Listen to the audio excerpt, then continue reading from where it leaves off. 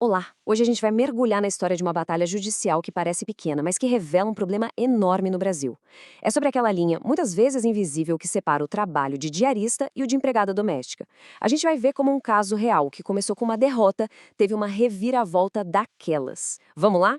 Para a gente entender essa história toda, nosso caminho vai ser o seguinte. Primeiro, a gente entende a questão central. Depois, vamos ver a primeira decisão, que foi negada. Na sequência, as provas que mudaram tudo. Aí vem a grande virada no recurso. Depois, os direitos que foram finalmente reconhecidos. E, por fim, a gente reflete. Por que esse caso importa tanto? Bom, e tudo começa com a pergunta que está no centro de todo esse conflito. Uma trabalhadora foi à justiça para buscar o reconhecimento dos seus direitos. Mas, para isso, o juiz precisava definir uma coisa antes de tudo. O serviço que ela prestava era de diarista autônoma ou de empregada doméstica com vínculo.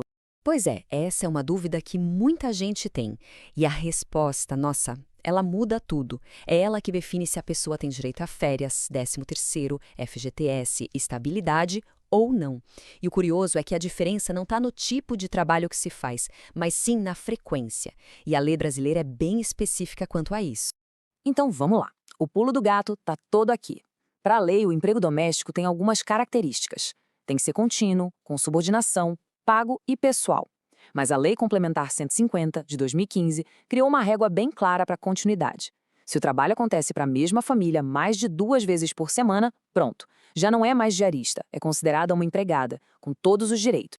Só que, a jornada dessa trabalhadora não começou bem. A primeira decisão do caso, na primeira instância, não foi nada do que ela esperava. É isso mesmo. De primeira, a justiça olhou o caso e disse: não, aqui não tem vínculo de emprego. Ela foi vista como uma trabalhadora autônoma, uma diarista, e todos os pedidos dela foram negados. Imagina o baque, né? Para ela, parecia que a história tinha acabado ali.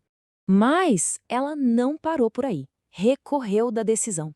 E é aqui, gente, que o jogo vira completamente. O foco se volta todo para as provas que foram apresentadas na segunda vez. Provas que foram essenciais para recontar essa história. Então, para ser considerado um vínculo de emprego, a lei pede que a gente prove algumas coisas, como está aqui na tela. Nesse caso específico, a briga toda se concentrou em dois pontos principais: a não eventualidade, que é a tal da continuidade, e a subordinação, que é basicamente receber ordens. Os patrões diziam que o trabalho era eventual, só de vez em quando, já ela dizia que não, que era contínuo e que ela seguia ordens diretas. E agora, olhem só que interessante essa prova. Os comprovantes de pagamento mostravam sempre o mesmo valor, todo mês, R$ 900. Isso não tem cara de pagamento por diária, né? Que geralmente varia conforme os dias do mês. Isso tem cara de salário fixo, o que sugere uma rotina já combinada. E aí que a tecnologia entra em campo, o que hoje em dia é super comum nesses casos. As conversas de WhatsApp viraram uma prova de ouro. Elas mostravam direitinho os empregadores definindo os dias de trabalho, dando instruções sobre o que fazer, ou seja, caracterizando claramente a tal da subordinação. E se não bastasse, veio a prova que, nossa, foi talvez a mais surpreendente de todas: o histórico de localização do celular dela. Sim, o GPS do celular. E o mais incrível é que a outra parte nem contestou essa prova.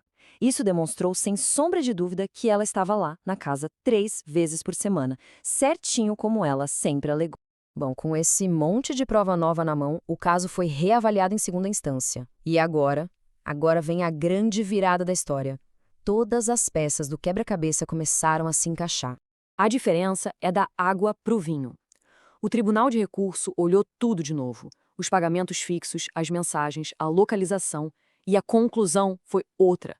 Eles entenderam que sim, os requisitos estavam todos ali.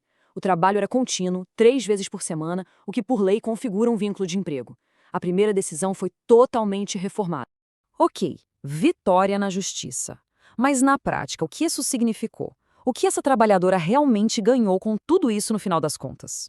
Olha, um dos direitos mais importantes aqui era a estabilidade gestacional.